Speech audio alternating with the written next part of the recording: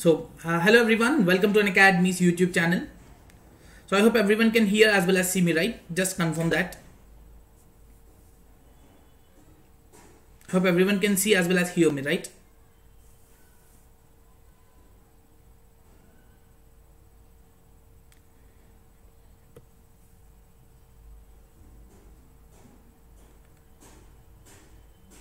Yeah. Yes. Welcome to Unacademy's YouTube channel, and my name is Ajay Kumar Muchakurthi, and I have been taking courses on Unacademy for the past few months. And yes, recently Unacademy has come up with a new model where it wants to help many learners. So that is about the subscription model. And the interesting thing about the subscription model is that where you can get access of many number of courses in that particular category. And the interesting thing is that you can attend as many classes as you want. So that is the importance of this Unacademy live subscription, which has come up on the plus tab of Unacademy. And in case if you are not there on Unacademy, so please download that. And yeah, so that is the first thing. And the interesting thing, other point I would like to tell you here is that there are more than 20 plus top educators who will be giving their expertise in your preparation for the UPSC. And yes, so myself, I'm taking up 3 courses on Unacademy's plus platform, which includes the schemes on the government schemes. Especially we'll be taking up that in the format of ministry wise, and apart from that I'm taking up the course on governance and social justice, and moreover the science and technology. So this is about the Unacademy's new module. So the objective is very simple, to help as many learners as possible. And today we have started with the current affairs as the course of January, and we have completed the first class on 1st of February already, and today we'll be dealing with the session number 2, which is today, that is on 3rd of February 2019. So myself, Ajay Kumar Muchakurthi, as I said. So let's start with the topic number 1. I hope everyone can see as well as hear me, right? Just give me that confirmation so that we will go ahead with the topic.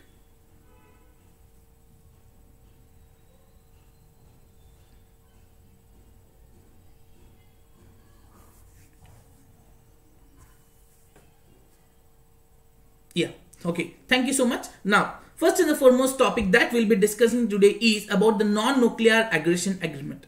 So what is this non-nuclear aggression agreement, and why are we supposed to understand this particular agreement? So this is a treaty which happened between 2 countries, which includes Pakistan and India. So this is a treaty happened between Pakistan and India, and what is the purpose of this non-nuclear aggression agreement?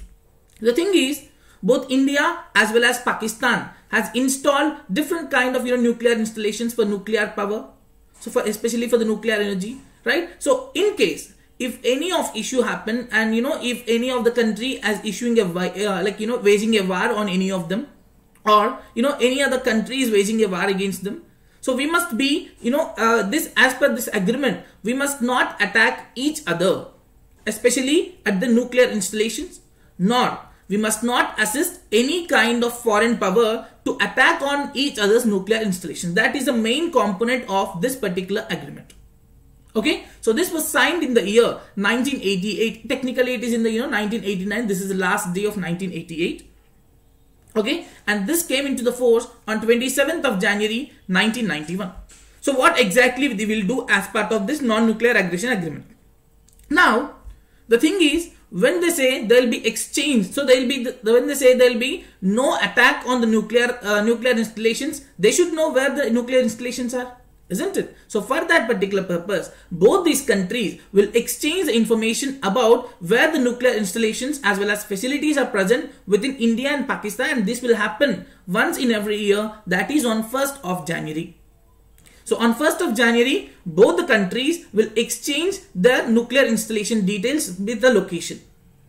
Okay, and yes, so yes. Okay, so now moreover, recently, that is on 1st of January, they have exchanged it, and apart from that, there is another agreement which we have to discuss, that is agreement on consular access between the government of Pakistan as well as India. So what exactly is this agreement? So this was signed in the year 2008. So as part of this agreement, if either of these countries arrest any kind of person, if there is any kind of imprisonment or anything about any other nationals, then they must give an information to the other country. Okay, and this kind of information hello everyone. So this kind of information has to be exchanged twice in a year, that is on 1st of January, on 1st of July. On these 2 days, this information has to be exchanged. Okay, so apart from this will give them information like if any person is arrested or if any sentence was awarded. So everything has to be exchanged on these 2 days between both the countries. So that is the part of agreement on consular access between both the government of Pakistan as well as government of India. So this is about the non-nuclear aggression agreement and the consular access agreement. Moving further, Chang'e 4 mission. So what is the Chang'e 4 mission? So this Chang'e 4 mission was launched by China. What is the purpose of this Chang'e 4 mission?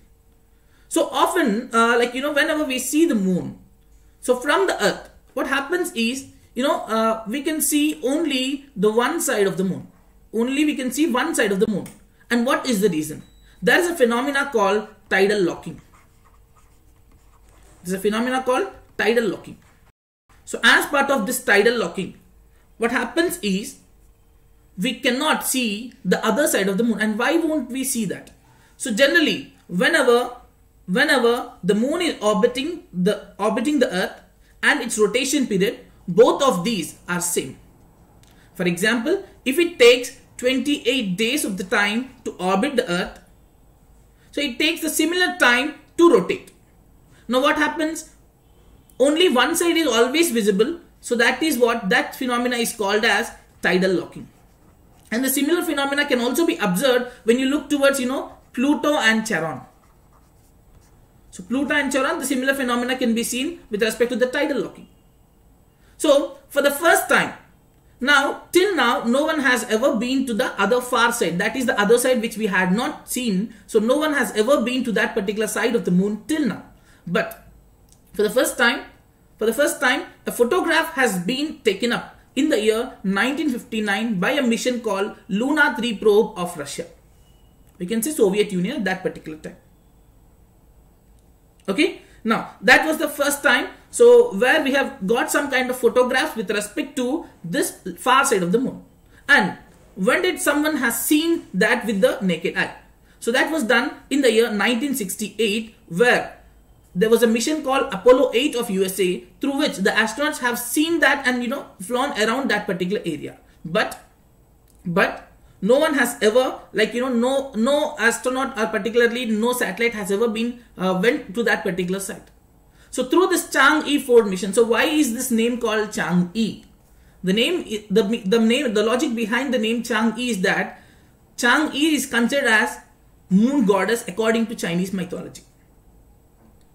Okay, so the ultimate objective of this Chang'e mission. So this is first in series of this Chang'e mission. This is the 4th mission. We have already 1, 2 and 3 missions, where the first mission happened in the year 2007, which has completely a lunar probe which will understand the situation. And the second mission happened in 2010, which will get some complete details about the lunar probe and where shall be the Chang'e 3 mission has to be launched. And finally, the Chang'e 3 was landed on moon in 2013. And the interesting fact about the Chang'e 3 is that this is even now working. So that is why it is considered as largest ever working probe, which is a man-made probe on moon. That is about the Chang'e. This is very, very important. Okay. Now, the other one is Chang'e 4 mission, which we are discussing now. Now, what do we get from this kind of thing? So yes, from this, we can get some resources, especially like how is the terrain at that particular far side of the moon. Okay. What is the mineral resources that are present? We can get this kind of information at that particular place. Okay. So this was successfully landed on the Van Karman crater. This is in the south pole area of moon, and this has landed successfully on that. And after landing, it has also taken a picture and sent back to us. Now the thing is, we said just now that this is the far side of the moon which cannot be reached. And then how can we have a communication? Yes, communication is definitely a problem. So for that particular purpose, China first launched a satellite called Queqiao, so which is called as Magpie Bridge in English. Okay, with the support of this satellite, we can do the communication perspective. Apart from this, Apart from this, the Chang'e mission has carried some payloads of other countries such as Netherlands, Germany, Sweden and Saudi Arabia also. So this is about the Chang'e 4 mission. Clear? So you can see the picture. This is the landing site of the Chang'e probe. Now, going further with the next one, that is Green AG project. So Green AG, here AG stands for agriculture. So this Green AG project was launched by the government of India in association with the Global Environment Facility. Now what is the purpose of this? So generally to the agriculture there are not completely benefits. Actually there will be some kind of issues with respect to the climate change and other issues also, isn't it? So sometimes we may face this kind of issue with respect to the biodiversity, be it with the climate change or be it the land management. So all these will be the issues, right? So for that particular purpose, the Green AG project has been launched by the government of India in association with the Global Environment Facility. And this will be implemented in coordination with the Food and Agriculture Organization of the United Nations. Okay, what is the theme for this? The theme is very simple. So whenever I say any theme, the thing that you have to keep in your mind is that what is just, reading not just the theme is enough. So we have to understand what is the importance of that particular theme. So if you look into any conference or anything, firstly, we must focus on the theme and what is the importance. You should focus on understanding the theme. So now what is the theme here, Green AG project? It says that we have to transform Indian agriculture for the global environment benefits. And this agriculture shall also be used for the biodiversity conservation and conservation of the forest landscape. So this Green AG project, when I said it was launched by Government of India in association with the Global Environment Facility, and this is being collaborated with the Food and Agriculture Organization. Okay, so objective is very simple, that is they want to completely transform the way Indian agriculture is going on, and with agriculture they want to support the biodiversity. Okay, so they want to support the biodiversity, yes, so and along with the support of some forest landscape. So this was launched in 5 conservation value landscapes, that is 5 landscapes have been chosen for that. Which are Chambal landscape, which is present in Madhya Pradesh, Dampa landscape, which is present in Mizoram, Simlipa landscape, which is present in Odisha, and Desert National Park landscape in Rajasthan, and Corbett Rajaji landscape in Uttarakhand. These are the 5 landscapes which were taken initially for the implementation of this Green AG project, which is very, very important. There are high chances that you may expect this kind of question in the preliminary examination. Now, moving further, so comprehensive handloom cluster development scheme. This is an interesting one actually. So what is the objective of this comprehensive handloom cluster development scheme? So what is its importance? So the handlooms has been like a cultural sector in India, because we have been looking after the development of the handlooms for the past few years, and many people are dependent on the handlooms. In fact, there are few people who say that handloom is the second largest sector which provides employment too. But yes, handlooms is one of the important sector when you look towards the development. But the problem is the handlooms, we are still, the things which we are using now with respect to the handlooms are not, coming up with some the present day designs and everything, isn't it? So for that particular purpose, a comprehensive handloom cluster development scheme was launched by the Ministry of Textiles. And what is the objective is, this will be implemented in the mega handloom clusters, which consist of about 15,000 looms per cluster. Okay, so what exactly they will do as part of this?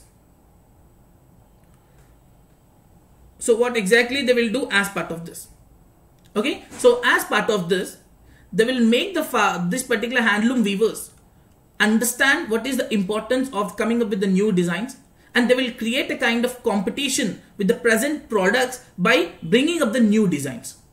So where the government of India will be providing the funding. For example, if you take about a mega handloom cluster, an amount of about 40 crores will be given, where a need-based funding will be given on these kind of areas, where which includes technology upgradation, product development, or common facilities. So different kind of areas will be taken up, and for them the need-based funding will be given by the government of India, and most of these projects will be taken up under the public-private partnership mode. So what happens now? So with the support of the public-private partnership, they will bring some kind of professional designers, make these particular weavers understand the need of coming up with the newer designs. And moreover, even if we have designs, we cannot assure you that we will have a market, isn't it? So for that particular area, they will involve some professional marketing chains and marketers, so that we can identify those items which are necessary and which are in demand, and that will be sent to that particular market, so that they can also develop a kind of market for them, and it can also help these particular weavers and development of the handloom sector. So okay, that is the importance of comprehensive development scheme. Now moving for the next topic, this is an interesting one. Now the National Council for Teacher Education Amendment Bill 2018, this bill was recently passed in the Parliament.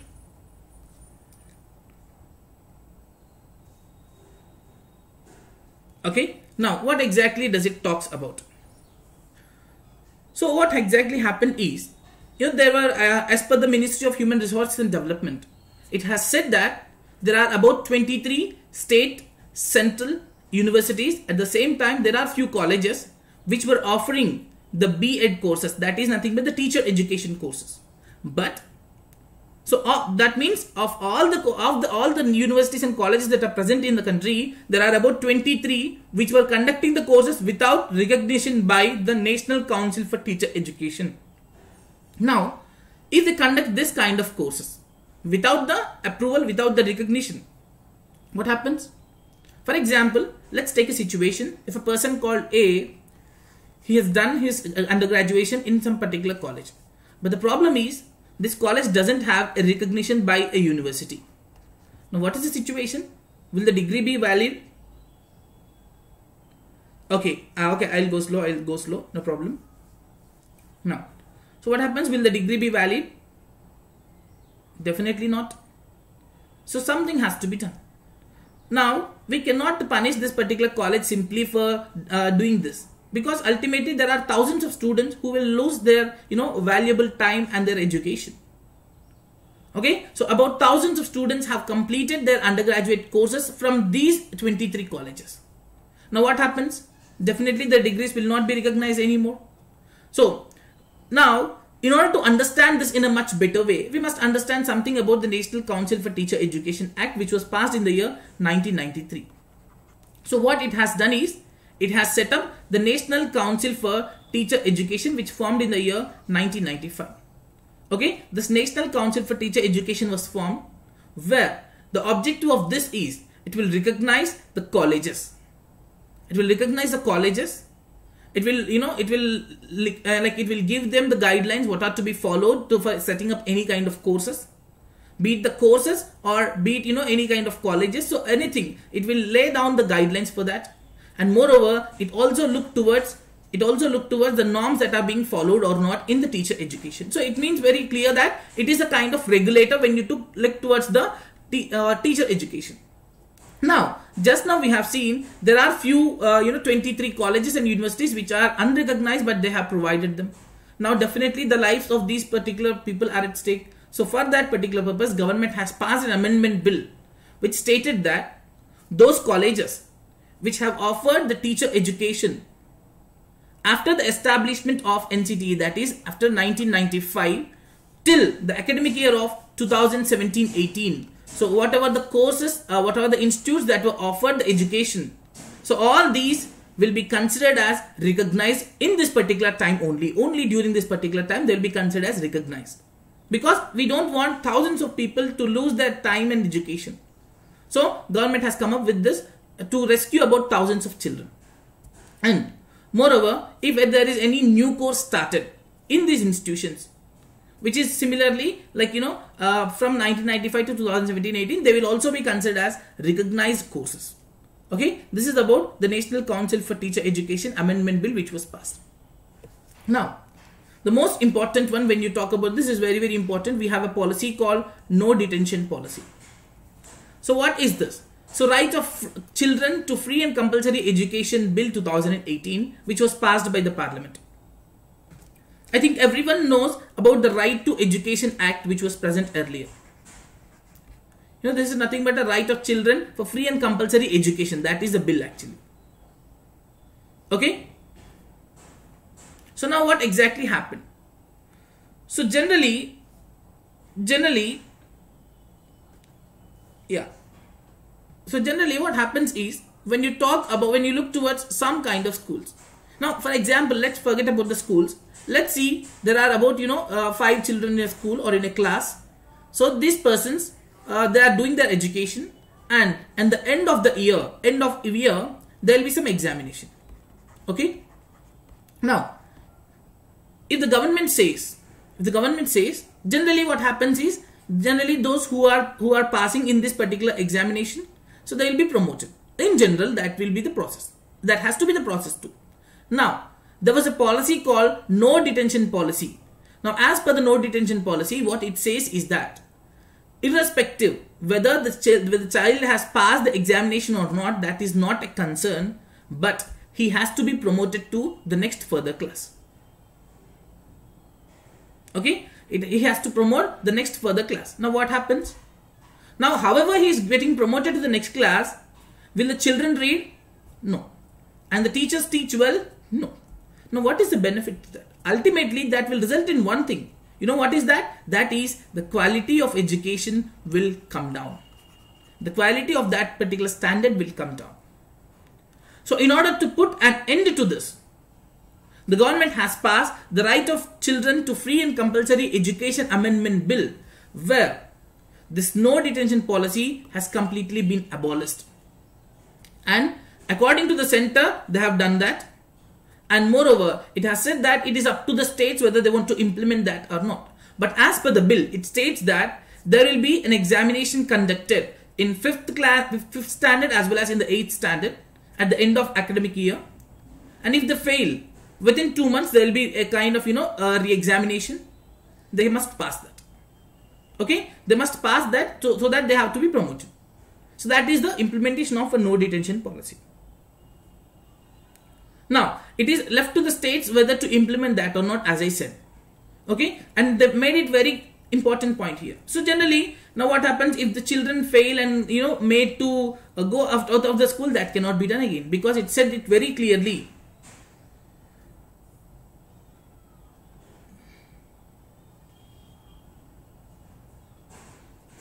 Yeah, Nazim, so 1 second, we'll be completing this and come back to it. So now, this particular children, whoever fails or anything, like if the school wants to terminate them, that cannot be done again, because unless and until they complete their elementary education, they cannot be expelled by the school.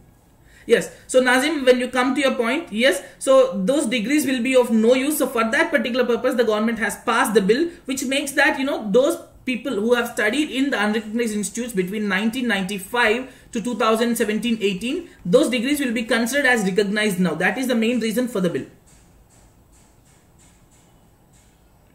Okay. So it also includes the universities. That is a problem. So that might be because of miscommunication or anything. That is the main reason why, they have done this. Now, moving further with the next one, that is Swachh Sundar Shauchalaya. This is a campaign actually. Now, everyone knows about Swachh Bharat mission, right? So it includes different kind of components, which also includes, construction of the toilets and making utilization of them. Now, the Ministry of Drinking Water and Sanitation has come up with a campaign called Swachh Sundar Shauchalaya. So as part of this, which was started on 1st of January, the objective is very simple. That is, they want to make those toilets which are present in the rural areas, they have to be painted and decorated. It is nothing but looking after the maintenance of this. Okay, so they have to look towards the painting of those toilets and decorating them. So this will be looked after by the concerned, Gram Panchayat. Wherever the Gram Panchayat is there, that has to be looked after by the Gram Panchayat, and at the district level, it will be looked after by the district administration. So as per the estimation of the Ministry of Drinking Water and Sanitation, it is going to involve about 250,000 Gram Panchayats. And apart from that, So based on the work they are doing under the Swachh Sundar Shauchalaya campaign, based on the work they are doing, they will be given some kind of awards also.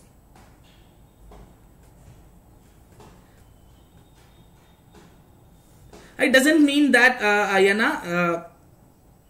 so it is like to make them attractive, and there is a reason for that. So where each household, when they paint them, they have to write the Swachh Bharat logos and some messages with respect to the safe sanitation. So the objective is to encourage others also to construct the toilets and utilize them. Like, rather than constructing and not using them, it's better to create awareness to construct them and making them to, utilize them and see them they are in a utilizable condition. Okay, so these awards will be there, which will be given based on the number of toilets constructed and how many are painted and how much creativity is being used. So all these will be taken into consideration here. Okay, so this came across the country, and yes, as of now, according to the statistics of the Ministry of Drinking Water and Sanitation, it has said that the sanitation coverage in the rural India has crossed 98%. Over 9 crore toilets have been built under the Swachh Bharat Gramin especially. Now, moving further, we have the next topic, that is Street Light National Program. So what is the Street Light National Program? This is an interesting one again. So even now when you look onto the roads, we find different kind of street lights. But yes, the government has come up with such kind of initiatives where they are completely replacing the conventional street lights with the energy efficient LED lights, isn't it? So even now the problem is with the local bodies and the other areas which they have to implement this, there has been lack of coordination. So for that particular purpose, so actually the Street Light National Program has to be implemented by the Energy Efficiency Services Limited. So this Energy Efficiency Services Limited is under the administrative control of the Ministry of Power. So what they thought is, if we can come up with this kind of Street Light National Program, we want to convert about 3 crore 50 lakh street lights to the energy efficient LED. That was the target. So they thought that if we can do it, we can save about 900 crore units of the power as well as the amount also. Now, as part of this was launched in the year 2015, and they have a target actually. So they have set a target of 1.34 crore LED lights have to be replacing. So the conventional lights have to be replaced by the LED lights. The target that was set by the government is about 1.34 crores by the end of March 2019. But they were unable to do it, and they have said that till now we have installed only 76.77 lakh LED street lights, and this time the target may be missed. So that is about the Street Light National Program. Okay. Now, moving further with the fugitive economic offender, which is often in the news. So who can be identified as a fugitive economic offender? So this will be done based on the Act of Fugitive Economic Offenders Act 2018. So if you want to, if the government wants, if the judiciary is in particular, if you want to be the court. So if you want to declare a person as a fugitive economic offender, that has to be done based on the Fugitive Economic Offender Act 2018. But not everyone can be arrested under this. So there must be some condition where an arrest warrant must have been issued against him for some kind of offense which involves offenses valued at over 100 crores. And moreover, this person must have left the country, fled away the country, and he says that I don't want to come back because I don't want to face the prosecution in the country. Okay, so as part of this, generally it is a special court. A special court. Now this court was set up based on the Prevention of Money Laundering Act of 2002, but not on fugitive economic offender. This is the difference. The act that is being used is different. Okay. Now, so when you are looking into this, the special court which is set up under the Prevention of Money Laundering Act 2002, this will issue the notice to the person and give them a time of 6 weeks. In the time of 6 weeks, this person has to be present before the court. If he is present, if he comes to the court and present, then the proceedings can be terminated and he cannot be declared as a fugitive economic offender. But the thing is, we often say fugitive economic offender, But what happens if a person is declared as a fugitive economic offender? That is a fact we must know. First and the foremost thing that happens is the property of this person which has come through this kind of crime, they all can be confiscated by the government, including those properties which he is having in the other countries based on this particular crime. Even they can be confiscated. Okay, so as per the Fugitive Economic Offenders Act, the government will appoint an administrator. He will be the one who will completely manage this particular thing. About the management, like how much the confiscation are submitting before the court, and everything that has to be done by the administrator. And why are we discussing this? The first and the foremost person, Vijay Mallya, is the one who has been declared as a fugitive economic offender by a special court. Now, do we have any chance to appeal against the decision of a special court? Yes, we can do it. That can be done before the High Court. And more interestingly, there is a person who will be called as a director or a deputy director under this particular Fugitive Economic Offenders Act. This will be the person, who looks into, he will be the topmost person, and yes, he also has a power of civil court in which that, he did not take any kind of, warrant again from the court for any kind of searching and seizing, but he can directly do it because he will be having the powers of a civil court.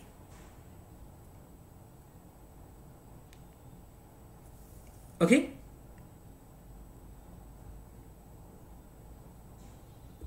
Now, moving further with the Atal Solar Krishi Pump Yojana. So this is a scheme which is launched by the government of Maharashtra. So what is the objective of this Atal Solar Krishi Pump Yojana? So in the area of agriculture, when you look into the agriculture, the first and the foremost thing is that what we need for the irrigation purpose, what we need is power. Now, when the farmer is having a great power depth, will he be able to pay the bills and do the complete irrigation? So ultimately this power is indirectly related to the irrigation, and which is directly related to the crop again. So now the government thought there are many people who are not paying the electricity bills, and that is becoming a loss for them. So why not replace the general motors, so the general electric motors, with those motors which can be run by the solar energy. So for that particular purpose, the government will provide them these particular motors at a subsidized rate. Okay, where the government will give them 95% of the subsidy. If there is any farmer who is having a land area of less than 5 acres, then he can pay only 5% of a cost of a 3 HP solar pump. Okay, and now there is the other area where if there is a farmer with more than 5 acres, then he will be given a 5 HP solar pump. The objective is very simple. The objective of the Solar Krishi Pump Yojana is to install about 1 lakh solar pumps in the state. Now the state government has come up with some idea. What is that is, they say that in order to encourage the farmers, we have decided to give 2 LED bulbs, a DC fan, as well as a mobile charging socket as a freebie to the farmer. But in your view, what do you think? Will this be sufficient or will this be enough? Do the farmers need this kind of mobile charging sockets and LED bulbs and DC fan? This is what they need. No, right? So what they need is, they want to educate the farmers. They have to educate the farmers about the importance of the solar pumps. So if they are clearly educated, if they are clearly made aware about the importance of this, definitely the farmers will look into that. But if you don't look into that and start deciding them to give them freebies and other things, definitely that may not work out. Okay, that is about Atal Solar Krishi Pump Yojana. Now, moving on with the next one, that is Ease of Doing Business Index, ABC. Now, what is this ABC? It is not the alphabets, but yes, ABC here means 3 important things. One is the attractiveness to the investors, and the next one is business friendliness, and the C is competitiveness policies. Okay, so this ease of doing business we often hear, right? So ease of doing business index, so it is a different one, which of ease of doing business index, ABC, which is released by the Asia Competitiveness Institute, which is based in Singapore. In particular, that is under the Lee Kuan Yew School of Public Policy. Okay, so they will be releasing this particular ease of doing business index ABC. As I said, this will focus on 3 areas. Okay, so what exactly are the 3 areas here? As I said, attractiveness to the investors, business friendliness, and the competitiveness policies. These are the 3 areas which they have to look into. So recently, they have released the ease of doing business index of Indian states, of which Andhra Pradesh has topped the list. Where when you look into the 3 areas, the ABC, Andhra Pradesh has improved from the position 7 to 3rd position in attractiveness to the investor. So it is able to attract more number of investors. And when you look towards the business friendliness, they have improved from 6th position to the 1st position. That is what important. Like whenever you want to set up a business, we need some kind of, friendly nature we need, and we have to be friendly with the investors and the business people. Only then they can, promote much business in the state. So yes, they have improved this a lot, where from 6th position to the 1st position, that is the greater shift for them.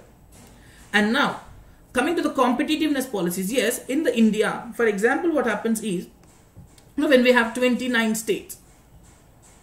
So when you look towards the setting up of industries in the states, there will be definitely competition between one or the other states. Now, if you want to see more industries to be set up, definitely you have to come up with the better policies, so that the investors as well as business people don't feel that, it is a cumbersome process. They must not feel that. And yes, they must think that is, a very interesting policies. And that work has to be done in a faster way. Okay. So now they have come down to, 4th position from 2nd position in the competitiveness policies. So after Andhra Pradesh, the other states are Maharashtra and Delhi. Okay, so this is about the ease of doing business index ABC. And apart from that, now Andhra Pradesh Chief Minister has announced something new. So I think everyone knows about the state of Andhra Pradesh, where they have been on the forefront when you look towards the e-governance techniques. When you look towards e-governance, yes, Andhra Pradesh has a lot number of initiatives under the e-governance. Yes, that's right, Aryana. Now, so what the Chief Minister thought is that, now when we are able to understand anything just a mobile phone, why not distribute a smartphone to every family in a state? And through this particular distribution of the smartphone, they are estimating that almost all the people can now avail different kind of services by sitting in the home through the smartphone. That is what the idea of the state of Andhra Pradesh. So they are estimating that about 1.4 crore smartphones have to be distributed, which will make the life of the people much easier. Okay, that is about the scheme which was announced by the Chief Minister of Andhra Pradesh. Moving on with the last topic we have, that is expert committee on MSMEs. So this micro, small and medium enterprises. These particular industries are considered as one of the lifeline for the Indian industry. And they are considered as engines of the growth. Why is that so? Because if you look towards the exports that are going from India, of these exports, 40% of the exports are from the MSMEs. And if you look into the output that is coming from the different areas of industries, 45% of the manufacturing output is from the MSMEs. And moreover, they contribute about 8% of GDP. They contribute 8% to the GDP. Of all the industries that you look into the country, 80% of the industries are the MSMEs. So which makes it very clear that, so Nazim, as I said, I have said 3 policies A, B, C. So based on that 3, they have been identified as unique, and based on that particular rankings, they have been identified and improved. Okay. Now, so what the Reserve Bank of India has done is, as there is this particular growth of MSMEs is too high, and their role is very important in the economy, so they thought like coming up with an expert committee which have to look into the various challenges that have been faced by the MSME sector in the country. So what exactly will be the challenges that an MSME sector will be facing? So these challenges include something like, what is the present institutional framework we have to support these MSMEs? What is the present framework we have? So how can we bring changes to that? And it will see the financing opportunities are also very essential when you look towards supporting the MSMEs. So how is the financial opportunities for them? What can be done for further enhancing the growth of the MSMEs in the country? Right after the economic reforms have started, how is the growth of MSMEs and how can we improve them further? So they will come up with the global best practices. They will understand them and what can be the changes that can be made to the policies of MSMEs in the country. Okay, for this particular purpose, as I said, they have set up about a committee of 8 members which will be headed by Mr. UK Sinha. Okay, so this is about the committee on MSMEs.